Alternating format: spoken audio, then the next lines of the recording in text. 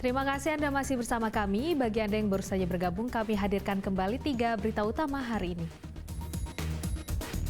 Polisi ungkap praktik prostitusi yang melibatkan anak di bawah umur dan ibu hamil di Kota Semarang dengan meringkus mucikari. Siasati harga cabai yang meroket, pedagang sayur keliling di Kota Semarang menjual cabai dalam kemasan kecil agar bisa dibeli warga. Madrasah Aliyah Negeri 1 Brebes mendapat penghargaan dalam ajang robotik internasional. Mereka meraih perak atas inovasi persawahan cerdas.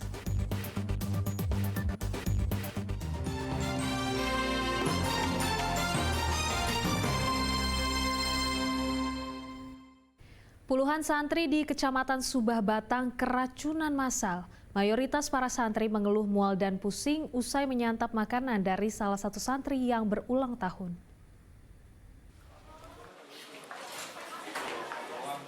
Puluhan santri Al-Huda Desa Gondang Kecamatan Subah Batang terpaksa dibawa ke puskesmas dan rumah sakit terdekat.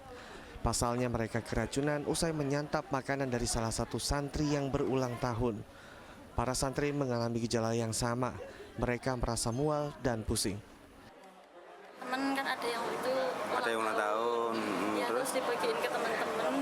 Terus pada itu semenjak makan nasi goreng terus pada sakit. Ada yang mual, ada yang Selain nasi goreng apa aja? Selain nasi goreng, es teh Laksiti. Es teh Laksiti, terus Besti. Besti, terus minuman cup, terus es rasa taro. Sebanyak 48 santri dibawa ke Puskesmas Subah, sedang 30 santri lainnya dibawa ke RSUD Limpung. Ini dari santri-santriwan banyak keluhannya, muntah, pusing, mual.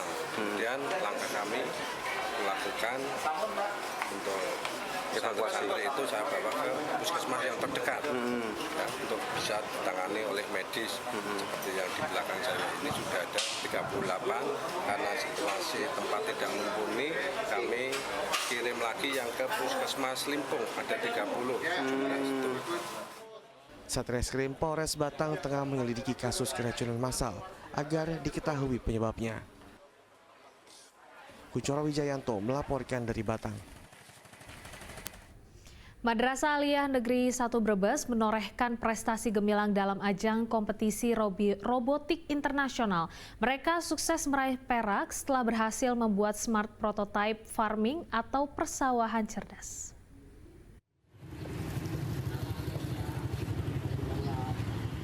Belum lama ini tim robotik siswa MAN 1 Brebes mengikuti kompetisi robotik internasional di Korea Selatan.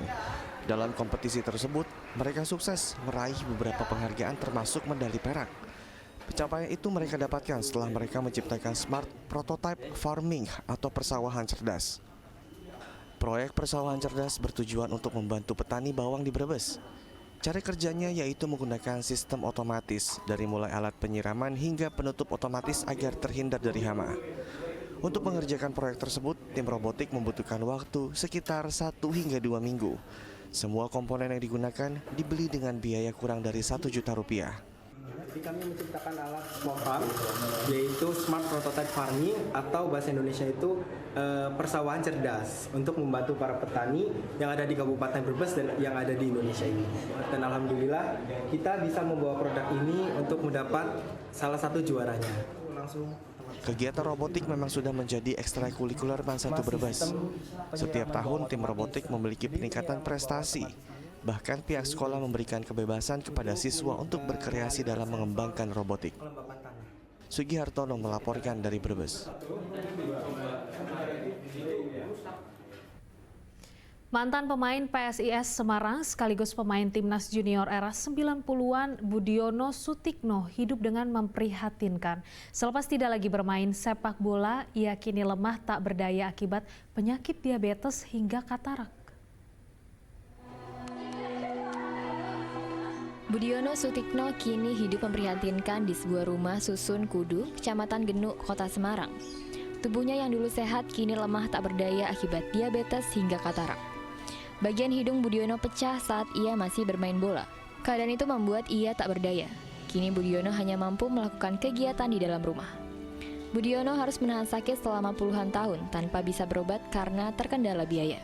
Terlebih saat istrinya terkena stroke sejak 1 tahun terakhir, membuat kondisi Budiono benar-benar miris. Saat ini istri Budiono mendapat perawatan di rumah sakit dengan biaya pengobatan dari relawan. Ia berharap agar pemerintah bisa membantu kondisi keluarganya agar bisa segera pulih. Kalau dokter bilang kena gula, tapi awalnya saya kena di Kalimantan, rusak badan saya semua. Ini masih bagus mas, udah mending mas. Terus harapan saya minta tolonglah kepada pemerintah secepatnya mata saya itu kan dibersihkan. Sama hidung ini pecah loh mas.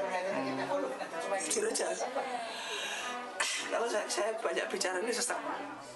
Kepala Dinas Sosial Kota Semarang, Heru Sukandar, menjenguk dan memberi bantuan sembako serta kasur. Sementara itu, pemerintah Kota Semarang juga akan membantu untuk biaya kesehatan mata. Nanti habis kita asesmen di sini, kita sampaikan hasilnya ke Wali Kota. Tadi Mas Kiki menyampaikan yang pertama untuk bantuan sembako ya, kemudian yang kedua masalah rumah ya, sewa rumah yang 90.000 setiap bulan. Kemudian di samping itu kan tadi juga dari kita mengajak dari teman-teman puskesmas ya, atas perintah atas ajakan kami ke sini untuk melihat kondisi kesehatannya. Jadi untuk pemeriksaan lebih lanjutnya, untuk kataraknya itu nunggu istrinya. Kalau surat rujukan sudah kami buatkan, tinggal beliaunya berangkat saja. Kemana Bu? Ke rumah sakit BKIM khusus bagian mata. Itu kalau penyakit lainnya seperti apa? Diabetes gitu-gitu gimana Bu hasilnya? Diabetesnya dari hasil pemeriksaan gulanya juga normal, tensinya juga normal. Cuma yang di prioritas bapaknya itu pengennya matanya sembuh. Nah, dari pemeriksaan diagnosanya sementara adalah katarak. Dengan penanganan kesehatan yang tepat, diharapkan Budiono bisa segera sehat kembali. Ali Mustafir melaporkan dari Kota Semarang. Di tengah serbuan batik industri berbahan sintetis, seorang perajin batik di Pekalongan setia menekuni batik dengan pewarna alami. Selain bernilai seni tinggi, kerajinan batik dengan pewarna alami juga mengembalikan batik pada identitas aslinya. Seperti apa perjuangannya? Berikut liputannya untuk Anda.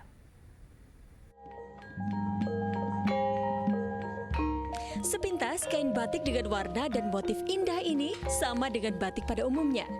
Namun jika diteliti dan diraba, tampak ini bukan batik biasa. Ya, ini adalah batik tulis dengan pewarna alami, bukan batik berbahan sintetis. Adalah Ahmad Solikin. Sejak 2004 lalu, ia menjatuhkan pilihan untuk menekuni batik tulis dengan pewarna alami setelah berguru pada seorang perajin di Yogyakarta.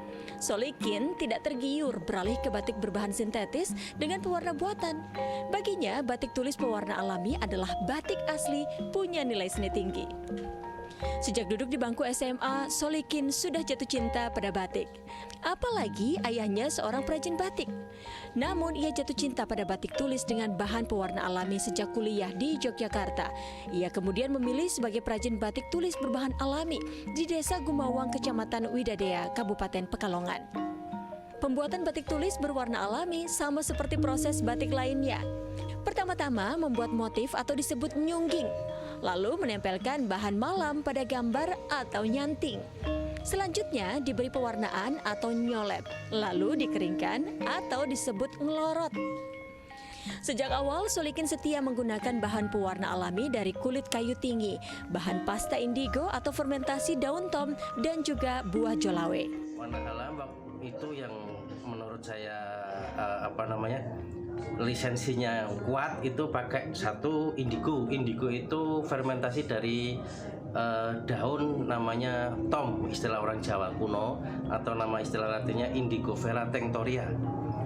Terus itu akan menghasilkan warna biru dengan hasil fermentasinya itu. Yang kedua saya pakai warna kulit kayu tinggi. Kulit kayu tinggi itu sejenis bakau yang tumbuhnya di pinggir pantai. Tapi itu lebih berkembang biak dan pigmen yang terkandung di banyak itu dia tumbuhnya di Kalimantan itu. Terus yang ketiga saya tadi yang pakai kulit kayu tinggi atau sejenis bakau itu menghasilkan warna merah. Terus yang ketiga saya pakai namanya buah jolawe atau istilahnya joho. buah itu sebenarnya bukan untuk selain untuk pewarnaan, itu untuk campuran rempon-rempon atau istilah jamu-jamuan orang habis melahirkan itu. Perjuangan Solikin tidak mudah, apalagi ia digempur batik industri berbahan sintetis dengan jumlah dan motif yang sangat banyak. Namun ia tidak pernah menyerah. Ia berupaya memasarkan dari rumah ke rumah. Baginya, batik tulis berbahan pewarna alami memiliki nilai seni tinggi. Setelah keluar dari Jogja itu 2004 dan fokus, benar-benar fokus, nggak kebagi sama jadwal kuliah itu 2004 akhir. Itu kita waktu itu penjualannya door to door dan produksi juga belum banyak. Akhirnya berjalan kurang lebih 10 tahun kita proses door to door dan terima jasa. Istilah kata jasa itu terima jasa pewarnaan. Itu kurang lebih 10 tahun lah. Terus waktu itu saya dapat kabar dari teman untuk mencoba untuk pengajuan bantuan ke Pertamina. Perjuangan Solikin tidak sia-sia. Ia mendapat sokongan modal dari PT Pertamina tahun 2019 lalu.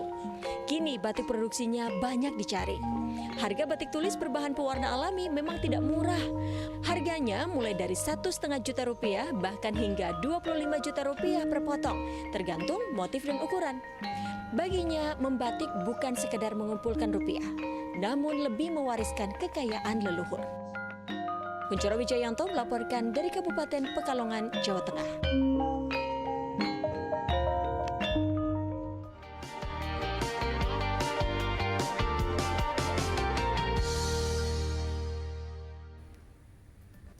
Informasi tadi mengakhiri jumpa kita hari ini. Atas nama rekan yang bertugas, saya Priscilia Claudia mengucapkan terima kasih atas kebersamaan Anda. Selamat beraktivitas dan sampai jumpa.